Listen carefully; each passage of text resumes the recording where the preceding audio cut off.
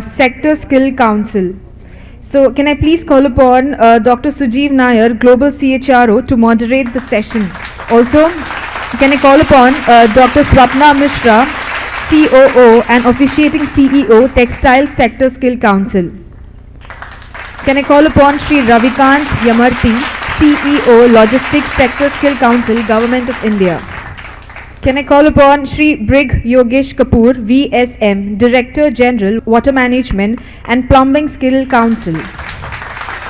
Can I have Sri Rajiv Garg, Executive Director and CEO, Gem and Jewellery Skill Council of India. Can I call upon Sri Shushmim Banerjee, CEO of Iron and Steel, SSE. Last but not the least, can I call upon Sri Mohit Soni, CEO, Media and Entertainment Skills Council. I know, exam के पहले जब holidays आता है, उसके बाद exam लिखना is very painful, right? So for us, after summer holidays, we'll have a school start. After Dasara vacation, we have happily new syllabus start. But now this generation kids have examination after Dasara vacation. So no peaceful holiday, they have to complete. It is the same trouble for all the speakers who have come to do something and tell something great to all of us. Let them complete their job. After that, we'll have all the cultural events waiting for us. We respect your great heart and the value you give us at every moment you're standing for us. Thank you so much, and we're waiting for all the great things you want to share. Good evening, ladies and gentlemen. A warm welcome to the distinguished panelists. 2015, the policy for skill development and entrepreneurship was laid under NSDC, and a very strong foundation for skilling India was set. The sector skill councils are a specialized division under the NSDC that work very closely with the various stakeholders, governments and industries in setting up the national occupation standards. If you look at Assam, we may be very familiar with beauty and wellness, hospitality, but there are several more sector skill councils and opportunities exist in each of these areas. The board of NSDC had approved 36 sector skill councils, of which we have representation from 5. And without much ado, let me invite each member, a senior member and a C-level executive from each of these sector skill councils to broadly share with us what the sector skill does and what is it that can be done specifically for the state of Assam and the northeastern states. So let me first call upon Dr. Swapna Mishra, Chief Operating Officer and officiating CEO, Textiles Sector Skill Council, to share her thoughts very briefly. Thank you, sir. I would briefly introduce you to the sector. The sector, by the way of process, can be divided into two. One is the mill sector, textile mill, which offers wage employment, and the second is the handloom sector, which offers self-employment or entrepreneurship opportunities. By the way of process or product or application, there are again two bifurcations. One is apparel, that is something which we wear, which we are well aware of, and the second is non-apparel. For example, the curtains we have, the hoardings we have, the backdrop we have, the projector, also the medical textiles, agricultural textiles. Textile SSC has courses for all these sectors, thread manufacturing, fabric manufacturing, weaving, knitting, that is dyeing, processing, designing, quality control, entrepreneurship, marketing, for the whole supply chain. And we also have courses embedded into the academic courses, like the diploma, degree, BVoc. And currently we are sort of implementing training to 3,000 candidates in computer-aided design, which is called DigiBunai, which is developed by Digital India Corporation, funded by Ministry of Electronics and Information Technology in Northeast, including Assam. For further details, you can connect to me or check our website. Thank you so much. Due to paucity of time, I'm stopping here, but I'm available for any further information. Thank you, ma'am, for keeping it very brief. Just to let all of you know, there's a lot of work the Sector Skill Council does. They define the standards in that sector. They define the knowledge, the role, and the performance that is required by role holders in delivering that. So let's now move on to Brigadier Yogesh Kapoor, VSM, Director General, Water Management and Plumbing Skill Council, to share his brief thoughts. Thank you, Chair. I'd like to first thank the organizers, ASDM, the Government of Assam, IIT Guwahati, and of course IndiGlobal for making this possible. Very briefly, from the service that I come from, Assam has been the plague field for a very long time for very different reasons.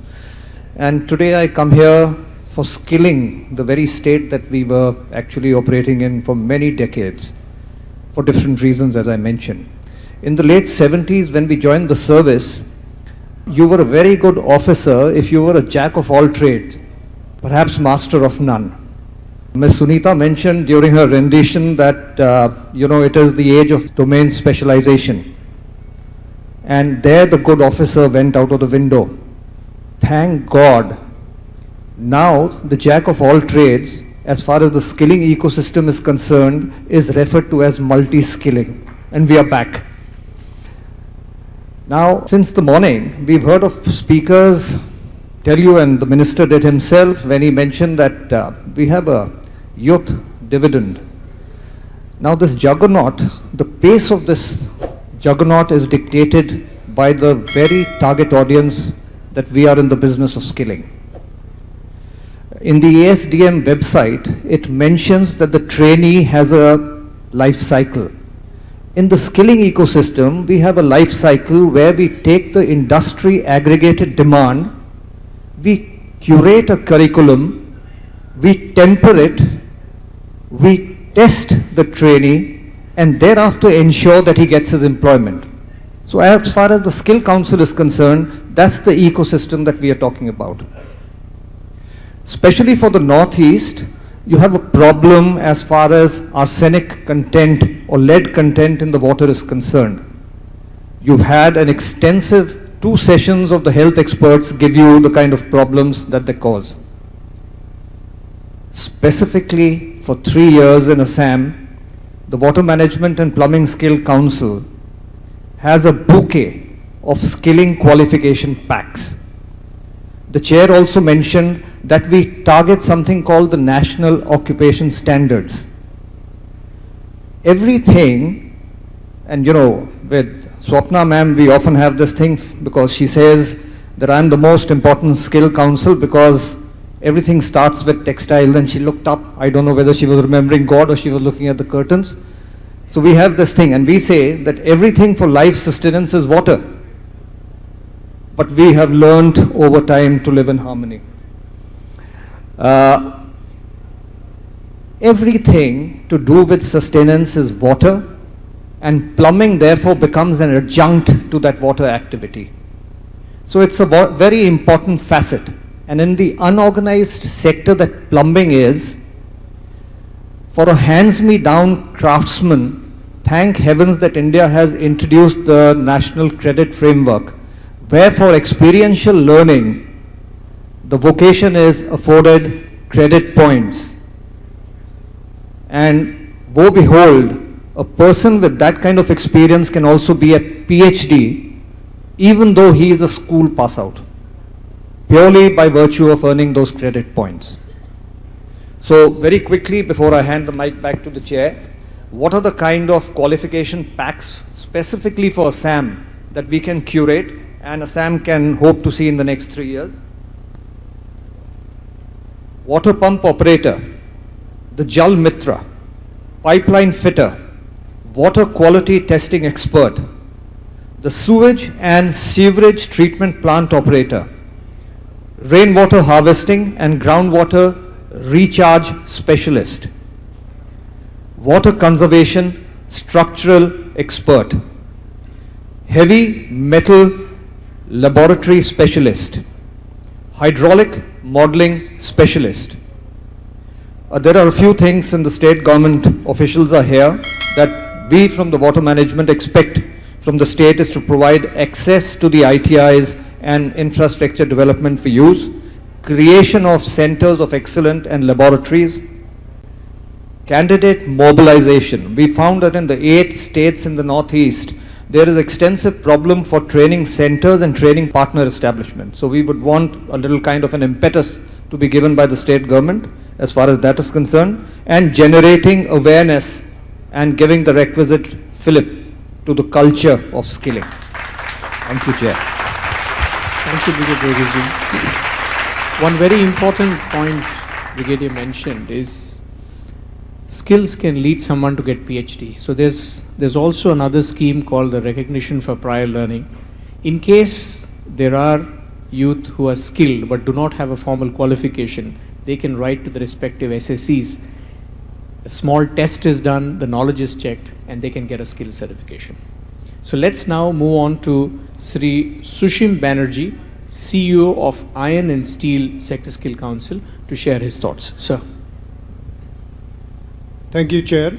And I must thank IndiGlobal, Assam Skill Development Mission, and IIT Guwahati to invite us for sharing our views on the Sector Skill Council activities and what we can do for the state of Assam. Indian Iron and Steel Sector Skill Council, it came into being in 2014, and our primary members are not only the steel plants, but a whole sort of engineering industries related to iron and steel. For instance, foundries, their number is about more than 5,000 on pan-India basis. Then we have got ferroalloys, that is about 85 number units. Then we have got sponge iron units, which are having around 300 of their members. Then we have got a huge set of re-rollers, about 1100 of them spread throughout the country. And now, last year, the smelting operations of aluminium, copper, zinc, and lead, these have also been added to Iron and Steel Sector Skill Council. Now, so far as the Assam is concerned, what we have done so far is about 31 job roles we have developed. It has been approved by NCVET, and it is in the portal.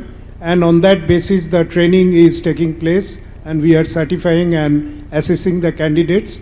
And till date, about 81,000 of candidates have been trained by us, and our placement ratio is about between 60 to 65%. Now, one advantage of this conducting training program is that we have been able to penetrate to the large scale of unorganized sector, which are spread throughout the country, and this is the first time they are being exposed to standardized skill training, and all of them are so eager to come forward to take out the training program. And so far as Assam is concerned, what we find that in Assam, the agriculture is basically 25% of the GDP, industry is about 30%, and service sector is about 45%. This is against the all India average of 14% agriculture, 26% industry, and 60% service sector. So industry is very much there in Assam, particularly the petroleum, oil and gas, petroleum refineries, and I find the major 2 raw materials of steel is also available there, that is non-coking coal, which is a primary raw material for making furnace-based operation. And in Assam, about 8 units, induction furnace units with a capacity of about 1,60,000 they are operating, and we have got about 4 re-rollers who process the semi-finished steel and make them into bar, TMT bar, structurals, etc. And we have got in Assam 1 cold rollers who make the cold roll sheet, which is basically applied in the furniture segments. And Assam has got 1 galvanized and coated manufacturer for roofing sheets. Now, Assam is heavily investing. I find that in line with the Government of India's thrust on capex, this time Assam is also spending about 18,400 crore on infra development, which includes primarily roads and bridges and housing complexes and a lot of medical colleges, which we have heard in the first session. Now, in each of these areas, a lot of steel and cement will be required. So there will be a huge requirement of steel, and each of these areas of steeling, there is a skill sets will also be required. So I am very hopeful that iron and steel and as well as aluminium sector has a great prospects in Assam in the days to come. There are only one point I want to mention. I find that Assam Skill Development Mission has also created the Advanced Skill Training Institute in 2 phases. So we would very much like to be associated with this ASTI of Assam. And about the other development, industrial development, we will be very much willing to be a part of Assam. There is another point I want to mention, that Assam, usually the steel becomes somewhat costlier because there is no large producer here, and steel dispatches from eastern region, from Odisha, West Bengal and Jharkhand to Assam, the transportation cost is very much prohibitive. Thanks to the Gati Shakti movement of the multimodal transportation system developed by Government of India, now coastal shipping through the river of Brahmaputra has just started, and one of our large players, he is sending consignments, steel consignments to Guwahati. So that's another great news of large scale involvement of iron and steel and aluminum sector in the growth and development of Assam's economy. Thank you, Sushant sir. One very important thing, if you want to know anything about training and placement for any sector skill council, I think you should reach out to them. And a lot of opportunity for iron and cement. So that's a major takeaway from what sir mentioned. Let's now move on to Shri Rajiv Garji, Executive Director and CEO, Gem and Jewelry Skill Council of India, to hear his perspectives. Thank you, sir. Thank you, Kalyan sir, for having us here.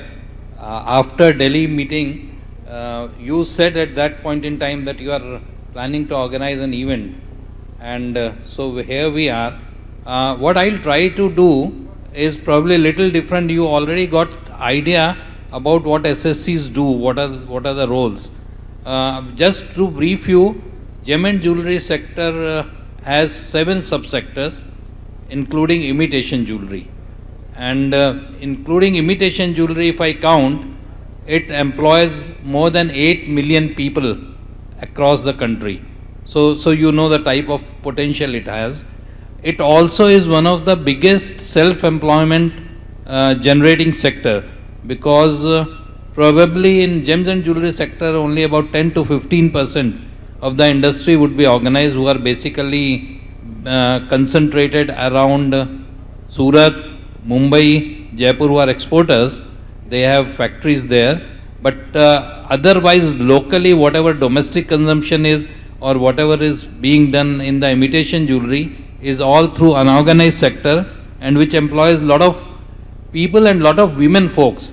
There are a lot of women who through self-help groups or sitting at home are engaged in the manufacture of imitation jewelry, and that gets them additional income for their families. Another little bit of trivia which I wanted to share, India cuts and polishes 93 out of every 100 diamonds in the world. So we are the world leaders as far as diamond cutting polishing is concerned. Also, gems and jewelry is the second highest merchandise exporter from the country. We export almost 14% of the merchandise. And you would be surprised to know a lot of jewelry which is handmade is also exported. So there is a lot of scope. As far as Assam is concerned, sir, as I spoke, we have 48 qualifications, out of which I see a lot of opportunities for jewelry designer. We have 4 qualifications in jewelry design, 2 for hand sketch designer and 2 for computer aided design. So through it can be through ITIs, through colleges, through schools, that this can be offered to students as an additional course. Also, sir, I would like to discuss with you that if jewelry design can be added as a course in any SC to the courses which you are already offering, it would be, because jewelry designers are in great demand. And another excellent thing about jewelry designers are that most of them work as freelancer. So they work because their designs are their property. So they work as freelancers and they make huge earnings. The industry is known, you know, abroad also. All the brands which you hear, international brands, were basically designers who started with. So this jewelry designer is one thing. Another thing, sir, which I was discussing with Ms. Anuja Gupta, Myanmar sends in a lot of gemstones to India for cutting and polishing. It passes through Assam but doesn't get any value added here. It travels all the way to Surat or to Mumbai or to Rajasthan, and it gets cut there and gets re-exported back to Myanmar.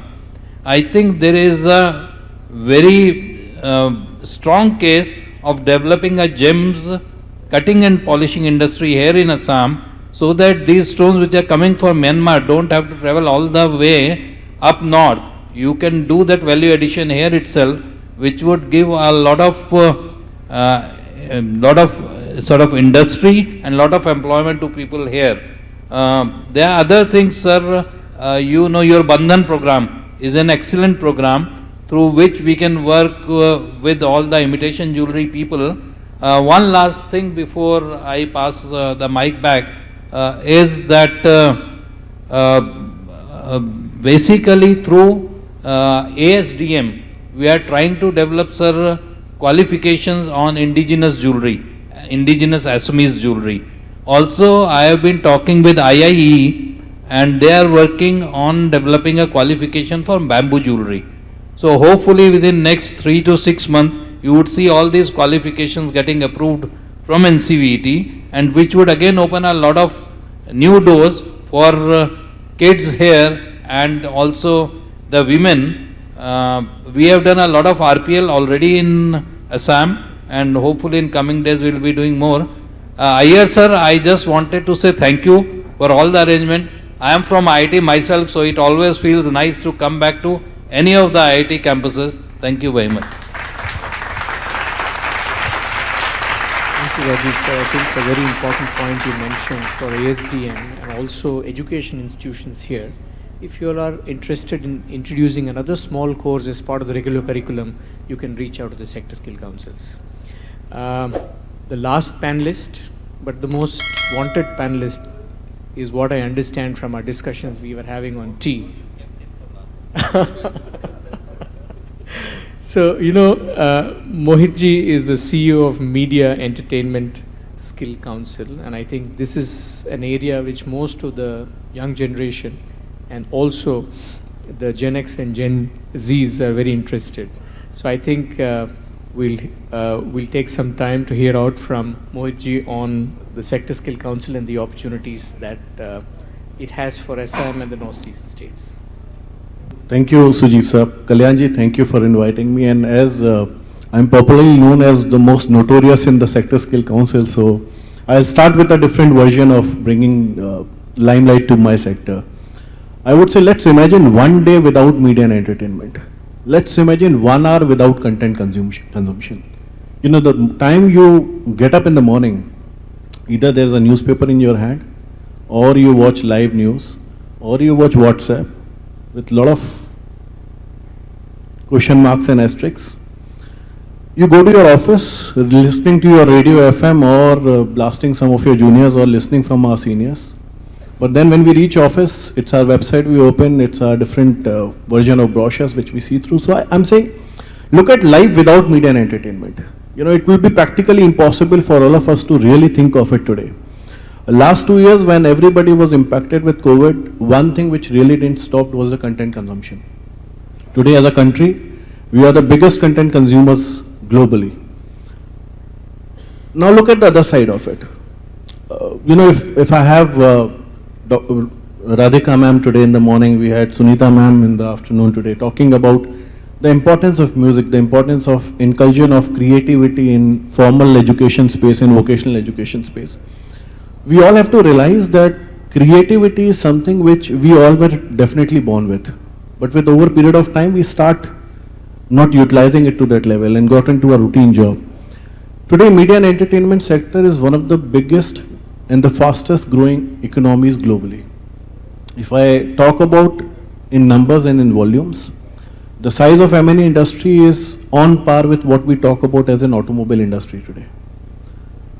The only grey side to it is that we have never examined the real sense of career opportunities in it. And that is why today our tradition, our culture, our art, our music, our dance forms are some ways getting lost. You know, it is high time that when we thought of Switzerland in India, Switzerland is Switzerland for India because Yashraj ji made it Switzerland in India. That is the same thing which I say about Northeast. It's a paradise to see. And if you can explore filmmakers to come in and do films here, I think nothing like it. As Assam, as a state, we do around 30-40 films in a year. Think of this one event, you know, in this one event with maybe nothing less than a month effort, there would be around 200 people involved. Think of one movie, you get 500 people involved.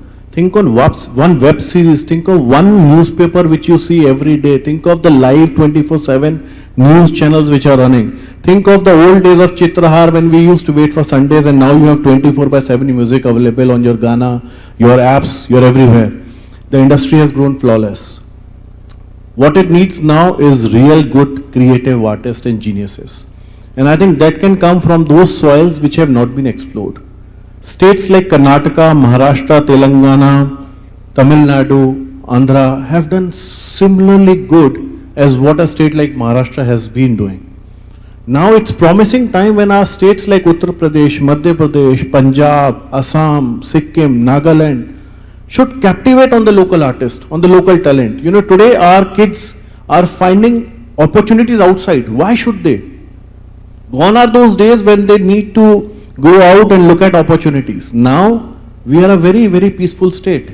And I think it's a great time for us when we should create that local talent to be showcased here. And I think, Kalyan sir, one real request is, you know, see, we have been learning fine arts, dance, music in our schools from class 1st to 6th, but after class 6th, it is physics, chemistry, biology and maths. We became an IT country.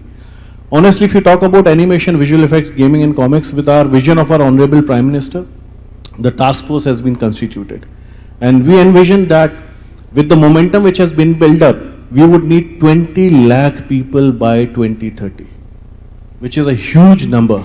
I'm not even considering events which are big mega size. I'm not even talking about films, I'm not even talking about television, forget gaming, digital marketing, advertising. You know, these are avenues where people are really looking at.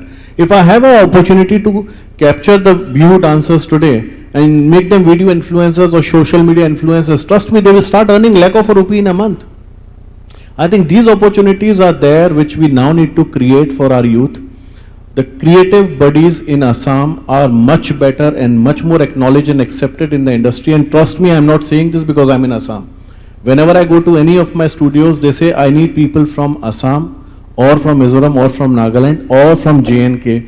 The reason is very simple, because they stick around in the job. They're sincere, they're more mature and more capable of handling pressures. And I think this is a great time when this youth needs to now be empowered. We have everything here to make this happen. All we require is a support from the government, is support that we include these serious programs in our community. Sir, we would like to hold a big training partner meet here. We would like to bring the industry here, showcase the real potential of Assam, see if we could be a part of training programs like IIDC or IIT Mumbai has in IIT Guwahati.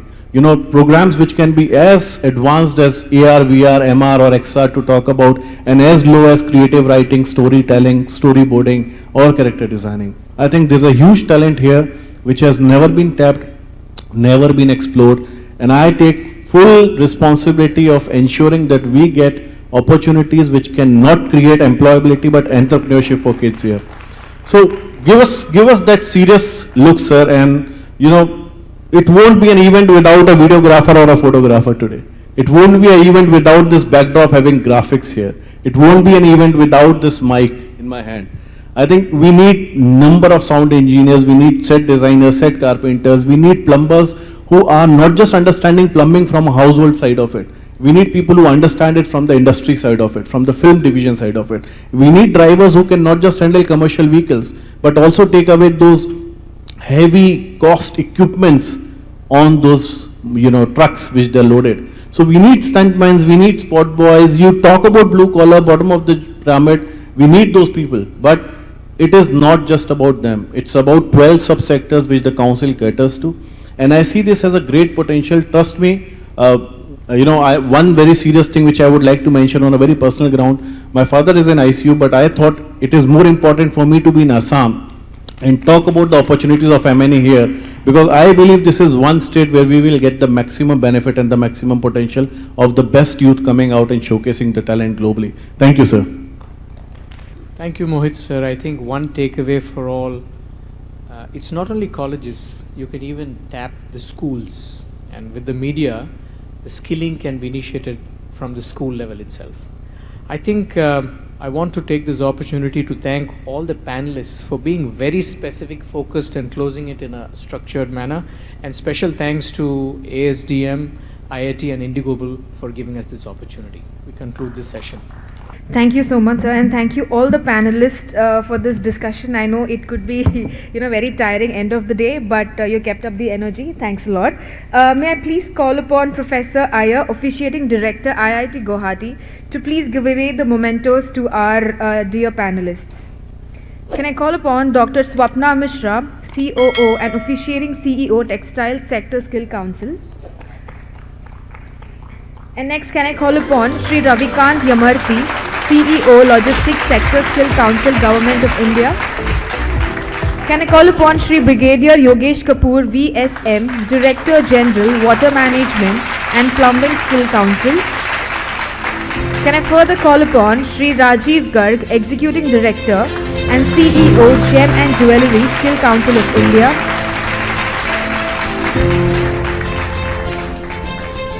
Can I call upon Sushim Banerjee, CEO of Iron and Steel SSE. Can I further call upon Sri Mohit Soni, CEO, Media and Entertainment Skill Council. Last but not the least, for wonderfully moderating the session, can I call upon Dr. Sujeev Nair, Global CHRO, Resustainability Limited and former CEO, Telangana Academy of Skill and Knowledge.